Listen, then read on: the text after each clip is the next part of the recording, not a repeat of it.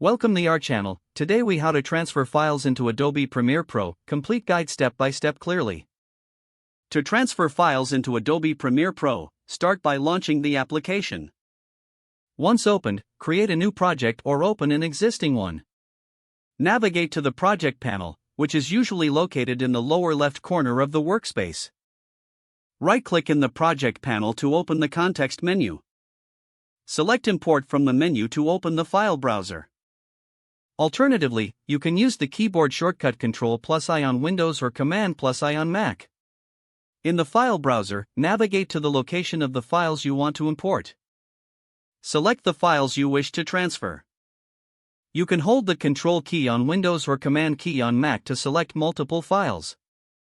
Once you have selected the files, click the Open button. The files will now appear in the project panel. You can also drag and drop files directly from your File Explorer into the project panel. If you need to organize your files, create bins by right-clicking in the project panel and selecting New Bin. You can rename the bin according to the type of media or project for easier navigation.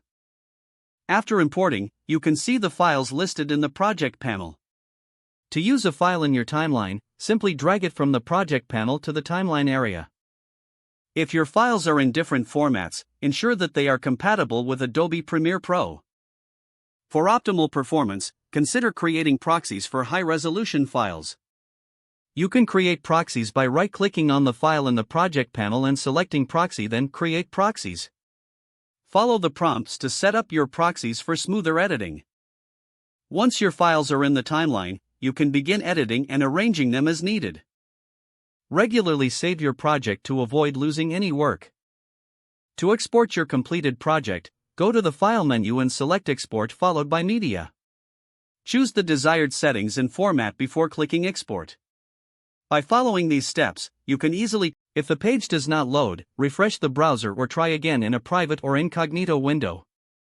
Make sure you are using the correct email address, then retype it carefully to avoid small typos.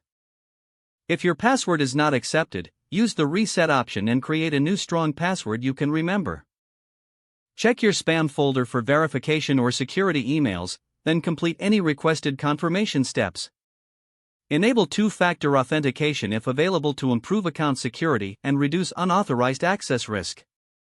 After signing in, review your profile details so your contact information and settings are accurate and current.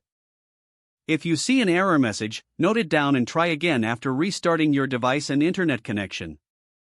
Don't forget to like this video and subscribe to our channel for more step-by-step tech guides.